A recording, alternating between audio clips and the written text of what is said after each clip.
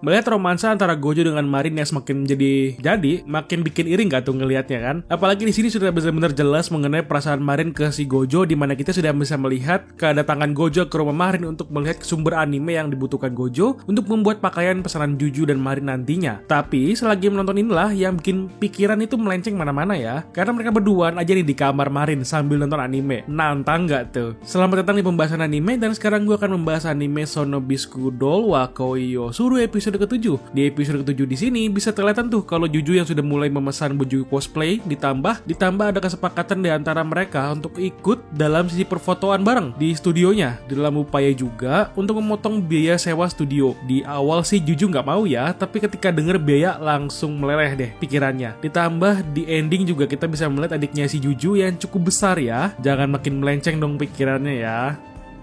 Di awal episode diawali dengan keadaan di mana melanjutkan perbincangan antara Marin dengan Juju ketika masih berbicara mengenai cosplay bareng yang disarankan oleh Marin, di mana dia ingin melakukan cosplay bareng dengan idolanya di sini. Dan disitulah Juju masih keras kepala dengan bilang tidak ingin berfoto bersama-sama karena itu hanya untuk kesenangan dirinya sendiri saja. Apalagi si Juju mengatakan kalau dia sudah memesan studio untuk sisi pemotretannya. Jika kalian tahu, harga untuk menyewa studio foto itu nggak murah ya. Terlebih lagi di sini studio untuk cosplay yang pastinya kan banyak tuh barang-barang hiasannya sendiri yang terbilang cukup menawan dan spesial gitu untuk foto sebuah karakter khusus. Karena seingat gue sih teman cosplayer dulu pernah cerita kalau dia nyewa studio dengan tampilan otentik elite gitu ya, itu kisaran harga 500 sampai 1 juta lebih untuk satu hari itu saja. Dan itu juga udah tahun-tahun kapan dulu ya, nggak tahu lagi deh kalau sekarang. Makanya banyak cosplayer sekarang lebih milih foto-foto ke nature atau backgroundnya aja alam biar lebih murah meriah gitu dan lebih otentik juga untuk sekarang ini.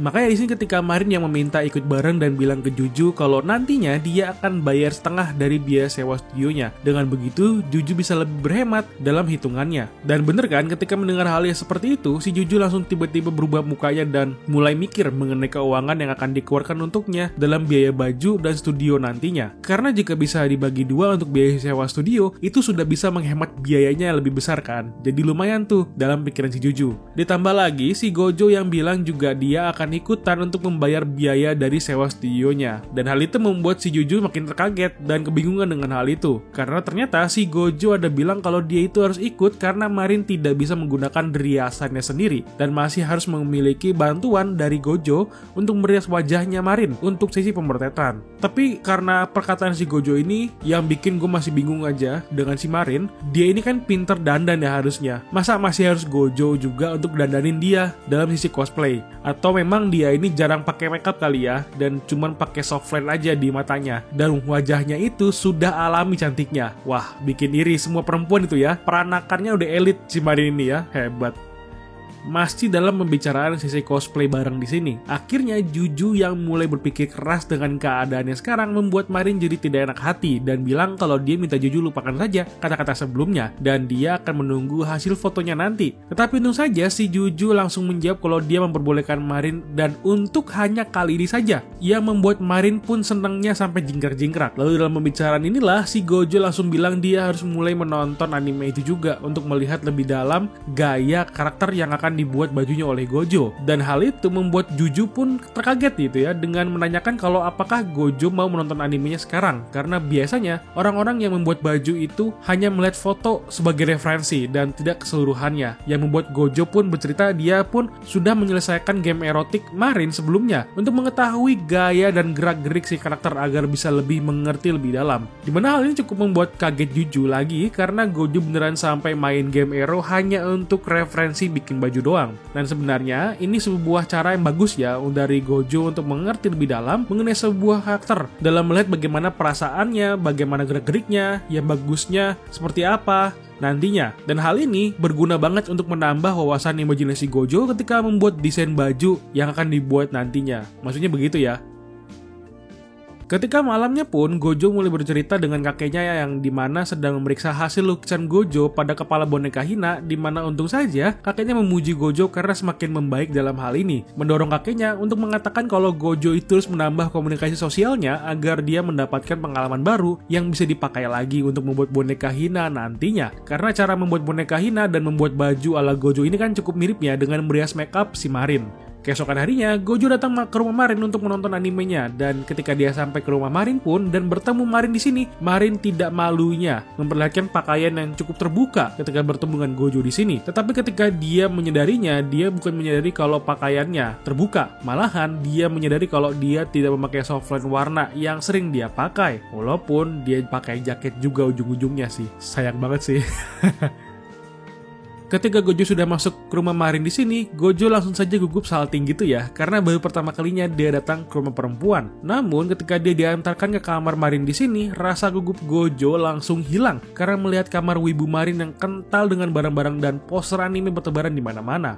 Terutama boneka kelinci yang cukup imut untuk dilihat ya. Dan di sini sebenarnya kita bisa mendapatkan banyak referensi dari anime lain dan anime yang akan diperankan oleh Marin dalam bercosplay untuk episode kedepannya. Karena di sini ketika Gojo dan Marin sedang menonton anime, kan ada tuh adegan di mana kelihatan tuh poster-poster dalam kamar Marin. Dan di situ kita bisa melihat referensi dari anime sebelah mengenai cewek pakai baju kelinci Ero. Ditambah ada beberapa anime yang akan Marin gunakan sebagai referensi untuk baju cosplay ke depannya, seperti iblis kecil satu ini dan karakter cewek yang akan diperankan untuk cross dresser cowok cantik nantinya. Lalu dalam keadaan nonton anime di sini, Marin yang sedang menonton berdua saja dengan Gojo ada berpikiran kemana-mana ya, dimana dia merasa kalau mereka sedang home dating, dimana kencan di rumah yang tidak berujung bikin anak. Sayangnya begitu. Dan tetap aja, mana ada ya romansa asli yang begini. Iri nggak lu ngeliat yang begini? Bikin nambah beban mental ini ngeliatnya kan, untuk gue sendiri ya. Di selang-selang mereka menonton animenya, di sini Marin ada berpikiran romantis karena sedang berduaan dengan Gojo. Namun ketika dia sedang malu-halu memikirkan si Gojo, malahan dihalangi oleh perutnya yang lapar dan berbunyi kencang. Dan ketika menawarkan Gojo untuk makan, Gojo yang mengingat hasil masakan Marin yang bersikeras untuk dia saja yang memasak. Namun tertahan oleh Marin dan dialah yang akan memasak. Di adegan masak inilah bisa kelihatan cukup termanjakan lah ya. Adegannya yang cukup memanjakan mata para penonton dengan gaya Marin yang cuma pakai apron saja. Enak gak tuh ngeliat adegan dia masaknya? Udah kayak istri idaman gitu ya. Coek. Dalam bayangan Marin yang ingin memasak omurice dengan tanda hati berakhir dengan tanda maaf karena terlihat hancur masakan yang dimasak oleh Marin. Namun ketika Gojo makan untungnya rasanya enak dan Gojo dengan polosnya mengira kalau itu adalah nasi goreng Cina atau cahan. Karena kan si Marin gak pernah bilang kalau dia memasak apa. Jadi Gojo bilang aja masakannya ya enak ke si Marin, yang membuat Marin itu cukup senang ketika mendengarnya. Dibilang polos si Gojo ya polos-polos laki gitu ya, beruntung maksudnya.